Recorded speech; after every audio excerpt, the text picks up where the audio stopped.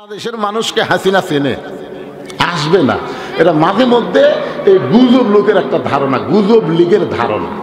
আমাদের এলাকা 3টা লীগ বানাচ্ছে, আফসোস লীগ, গুজব লীগ আর একটা হতাশা লীগ। মাঝে মধ্যে কয় হ্যাঁ আগেই ভালো ছিলাম। এই কিসের ওয়াজ, এই কিসের ওয়াজ? এই 3 লীগের এই শালা 1 লীগ,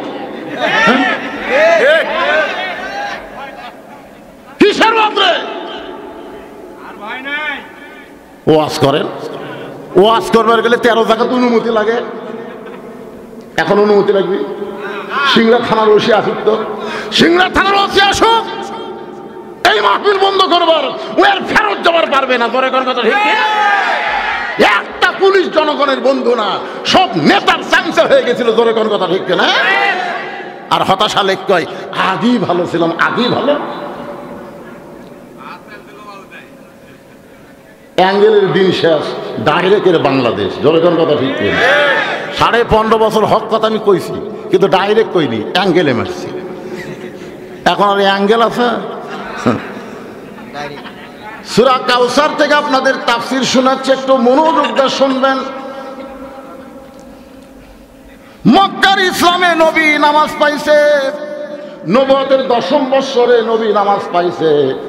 নবুয়তের যখন 10 বছর, ধরে কোন কয় বছর? 10 বছরে তখন মেরাজ হয়েছে। ওই মেরাজে নবীকে 5 ওয়াক্ত নামাজ আল্লাহ দিয়েছে। নবী যখন নামাজ নিয়ে ফিরে আসলেন দুনিয়ায়, সকালবেলায় যার সঙ্গে দেখা হলো তার নাম হলো আবু জেহেল। সর্বপ্রথম নবীর সঙ্গে যার দেখা তার নাম কি? আবু জেহেল। যারা হজ করছেন তারা ওখানে গেলে একটা আশ্চর্য জিনিস দেখতে পাবেন। মানে আবু জেহেলের বাড়ি এমন একটা পজিশনে ভাই, পশ্চিম দিকে তাকালে কাবা ঘর, আর পূর্ব দিকে তাকালে নবীর বাড়ি। সুবহানাল্লাহ কর না কেন? পশ্চিম দিকে লা ইলাহা ইল্লাল্লাহ, আর পূর্ব দিকে মুহাম্মাদুর, আর মাঝখানে আবু জেহেল। এরপরেও শালা নামাজ পড়েনি।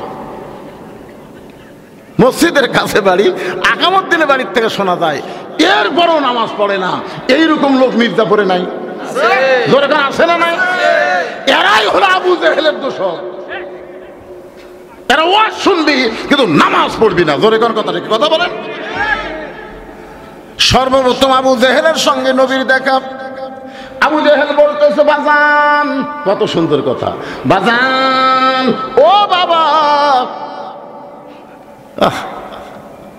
বাজান সন্ধ্যার সময় তোমাকে দেখছি তুমি সুন্দর, সন্ধ্যার সময় দেখলাম তুমি সুন্দর, কিন্তু সকালবেলা দেখতেছি তুমি এত সুন্দর। আপনার বলেন তো নবী কি সুন্দর কমেছিল? কিন্তু আবু জেহেল বলতেছে সন্ধ্যার সময় তোমাকে দেখেছি তুমি সুন্দর, কিন্তু সকালবেলা দেখতেছি তুমি অতীব সুন্দর।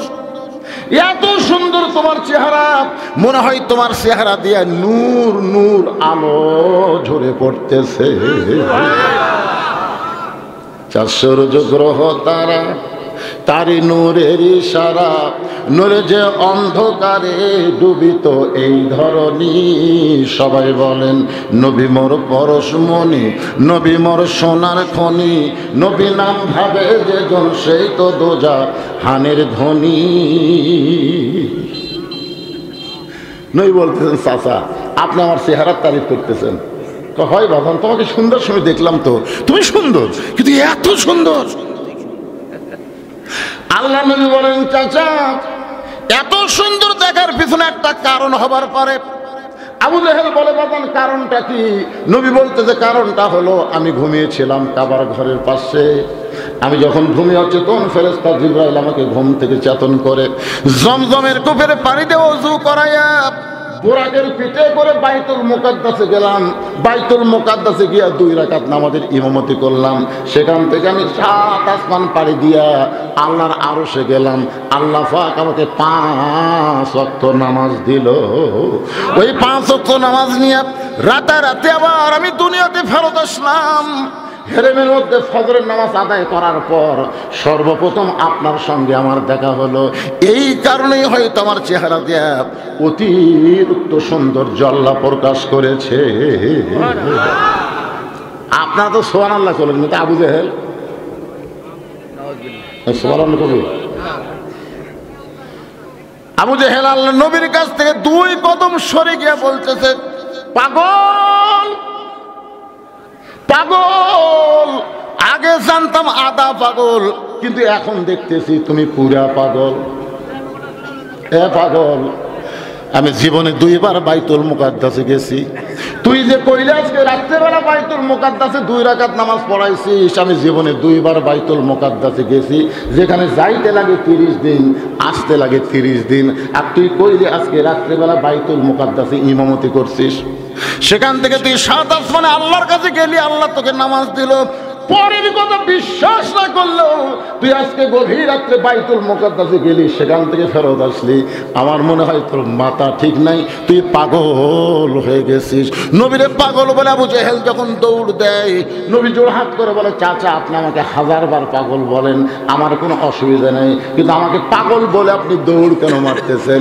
আবু জেহেল বলে, বেটারে তুই যে পাগল হয়েছিস এই কথা দুনিয়ার মানুষকে আমার বলতে হবে, কারণ কয়েকদিন হলে আমি খেয়াল করে দেখলাম কিছু কিছু মানুষ আমার বাড়ির দিকে থুতু দেয় আর তোর বাড়ির দিকে সালাম জানা, মানে কাছাকাছি বাড়ি, তো কাছাকাছি বাড়ি, বোঝেন না, কাছাকাছি বাড়ি। তো কিছুদিন আমি দেখতেছি কিছু মানুষ এসে আমার বাড়ির দিকে আমার বাড়ির দিকে থুতে দেয় আর তোর বাড়ির দিকে সালাম দেয়। আমি তখন থেকে নিয়ত করেছি যে তোর এখান থেকে তাড়াতে হবে, তোর বাড়ি এখানে রাখা যাবে না, তোকে এখান থেকে দূর করা লাগবে, তোকে এখানে তাড়ানোর কোনো ইস্যু পাচ্ছিলাম না। তো এখন পাইছি, তোকে পাগল বানায়া এলাকা ছাড়া করব। এই কথা বলে আবু জেহেল সর্বপ্রথম যার বাড়ির দরজায়, তার নাম হলো আবু বকর। আবু বকরের বাড়ির দরজায় আবু জেহেল বলতে, আবু বকর। সঙ্গে সঙ্গে আবু বকর চমকে গেল, এত বড় নেতা সকালবেলা আমার বাড়ির দরজাত, নেতা মনে হয় ভোটর দাঁড়াছে। আপনারা বলেন তো, আবু জেহেল মার্কার নেতা যারা মাসে মাসে আসে, তারা মাঝে মাঝে আসে, তারা সব সময় আসে না। ভোটের আগে আসবে তারা, ভোটের পরে দেখবেন না। এরা জনগণের ভোট পাওয়ার জন্য অভিনয় করে, জোরে কোন কথা ঠিক কিনা?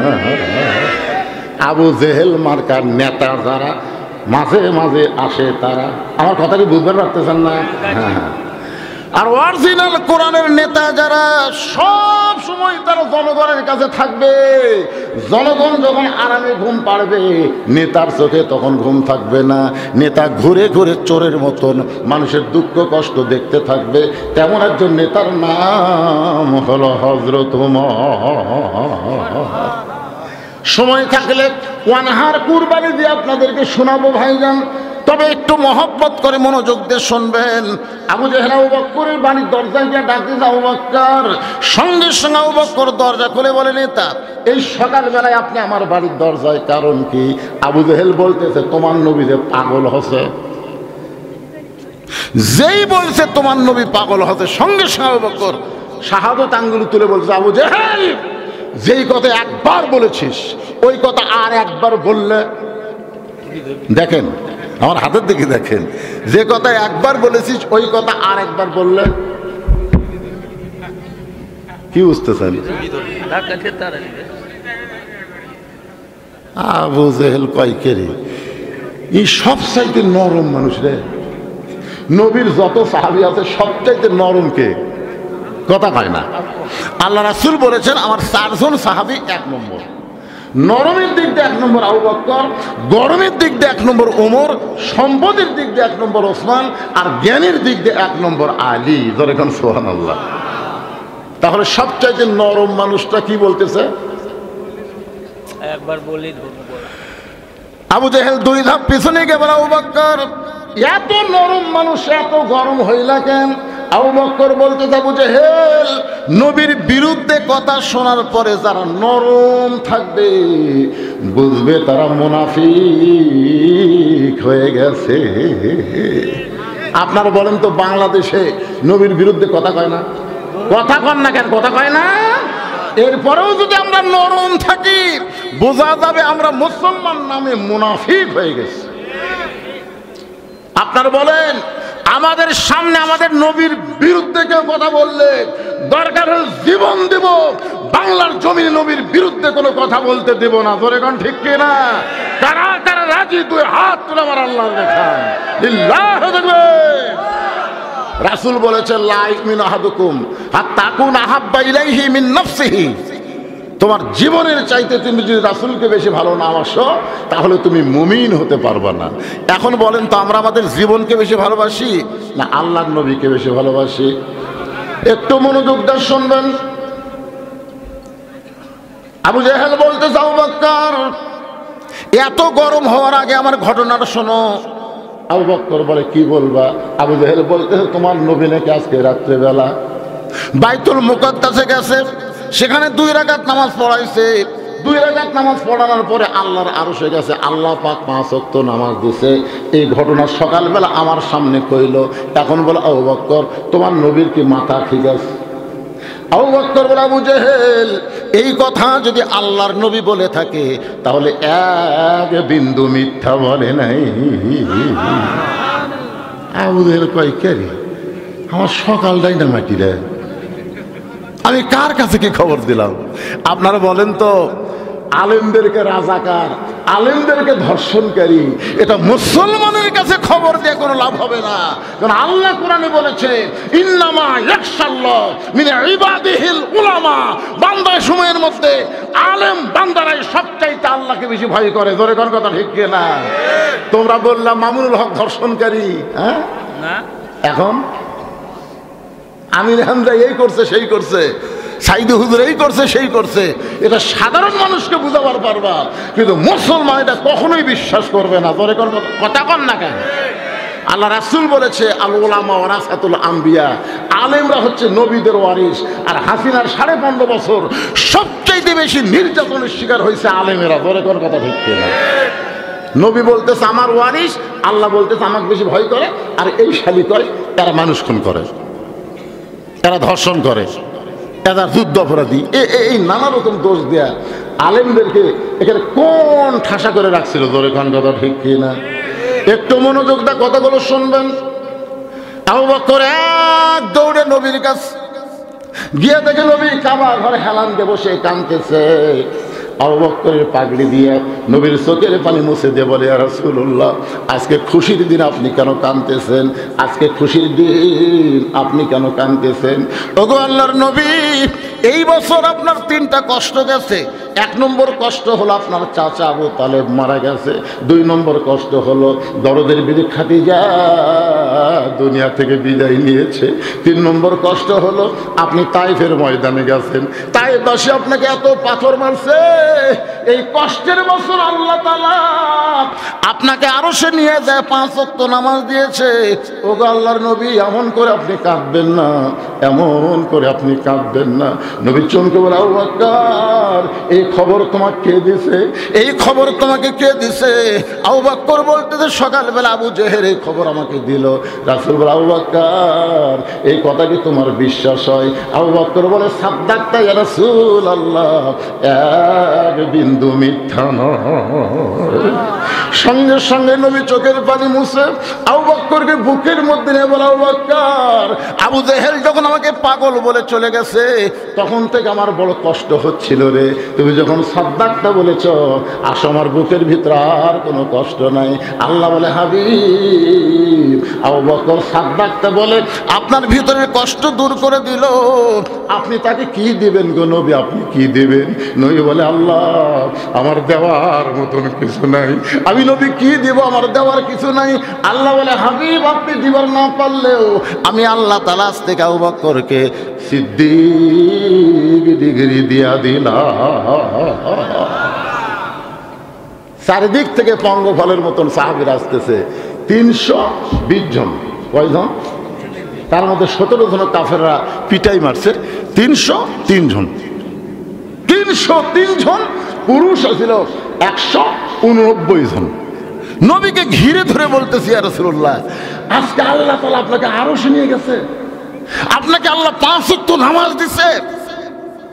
ওগো আল্লাহর নবী, 5 ওয়াক্ত নামাজ আমরা কখন আদায় করব? কিভাবে নামাজ পড়া লাগবে যদি আপনি একটু আমাদের বলেন। দেখেন নামাজের কথা শুনে সাহাবীরা খুশি হয়ে গেছে যে কোন নামাজ কখন পড়া লাগবে, কি হয় পড়া লাগবে, মেহেরবানি করে একটু বলেন হুজুর। আর আমরা নামাজের কথা শুনলেই কি সব বাড়ি যাই, কি ওয়াজ ধরল, নামাজের ওয়াজ ধরল। ভাই রে, লা সালাত লা ঈমান, যার নামাজ নাই তার ঈমান নাই ভাই। যতই মুসলমান দাবি করেন, মরার সময় আপনি ঈমান নিয়ে মরতে পারবেন না। ঈমান নিয়ে মরতে গেলে নামাজ লাগবেই। জোরে কোন কথা ঠিক কি না? লা সালাত লা দীনা, যার নামাজ নাই তার কোনো ধর্মই নাই। দুই একজন ঠিক কন কেন, বাদ বাকি সব বেনামাজি নাকি? মাইনাল আব্দুল কুফরি তরকুস সালাত, বান্দার কাফেরের মধ্যে পৃথক করার জিনিসটার নামই হলো নামাজ। যারা নামাজ পড়বে তারা আল্লাহর বান্দা হবে, আর যারা নামাজ পড়বে না তারা হলো কাফের। মান তারাকা সালাতু মুতাম্মিদান ফাকাত কাফারা, ইচ্ছা করে একটা ওয়াক্ত নামাজ যারা বাদ দিবে অবশ্যই তারা আল্লাহর সঙ্গে কুফরি করলো। এখন আপনারা কি করেন, নামাজ বাদে মুসলমান হবেন না নামাজ ধরা মুসলমান? সবাই বলতেছে না, না বলেন। আমার বলার কথা বলে দিচ্ছি, কি করবেন, আমাকে তার ক্ষমতা নাই ভাই। ক্ষমতা আবু জেহেলের হাতে, নবী হচ্ছেন ইমাম। মক্কার কথা বলতেছি।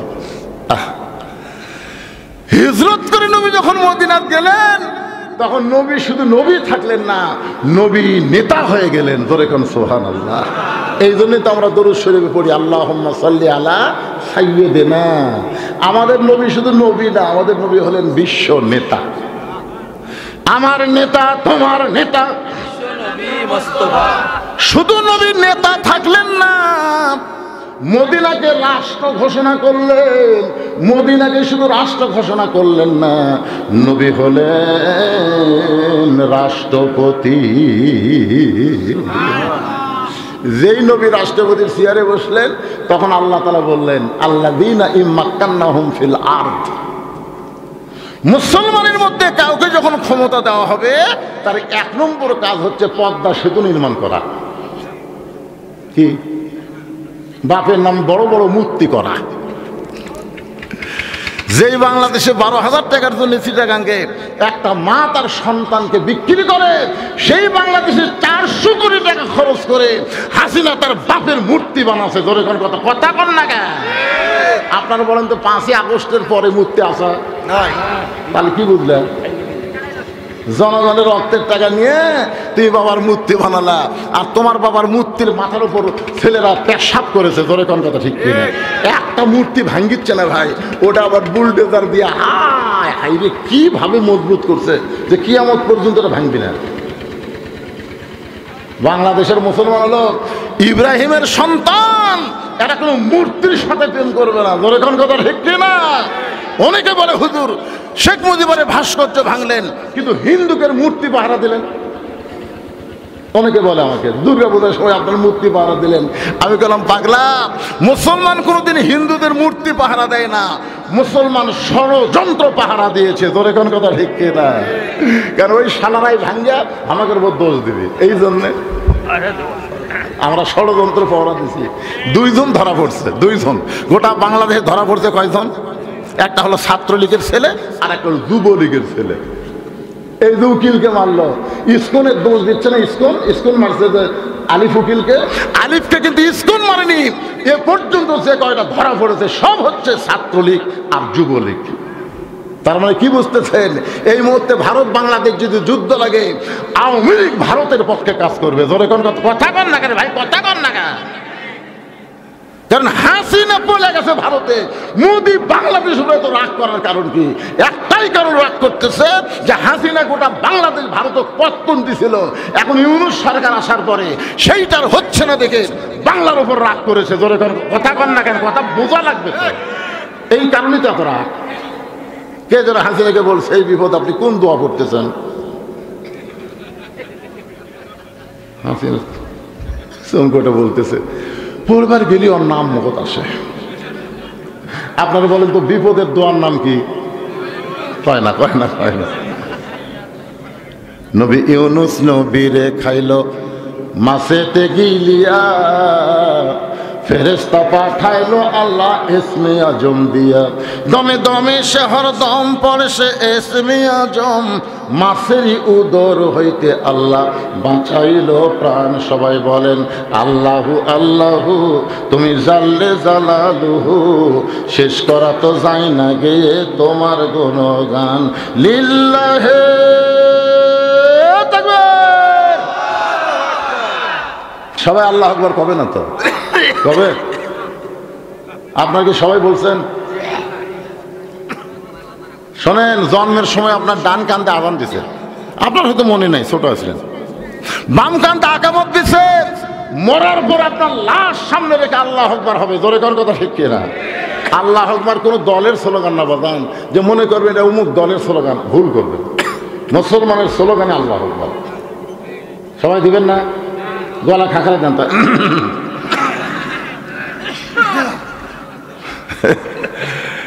কারণ শয়তান সবচাইতে বেশি ভয় করে আল্লাহ আকবার, বুঝতেন না? আরে সারাদিন আলহামদুলিল্লাহ, শয়তান আপনার কাছেই বসে থাকবে। কিন্তু যে আল্লাহ আকবার করবেন, রাসূল বলেছে যত জোরে বলবা তত জোরে শয়তান দৌড় দিবি। দৌড়ানোর কারণে পাছা দিয়ে বাতাস বাড়াবি। জোরে এখন কি বাড়াবি? পাছা দিয়ে বাতাস। বোঝেন না কোন বাতাস? হ্যাঁ, এই জন্য একটু খাঁকারি দিয়ে, কে ভাই আপনারা দিবেন? দিবেন? বসলেন না, না বসে দিয়ে পারবেন? লিল্লাহে তাকবীর। মানে জনগণ বুঝুক যে হুজুর একলা নেই। এই শীতের দিন ল্যাপের মধ্যে যারা আছে, কম্বলের মধ্যে যারা আছে, তারা মনে করছে তো পাগলা বক্তা হচ্ছে, লোক কেউ নেই।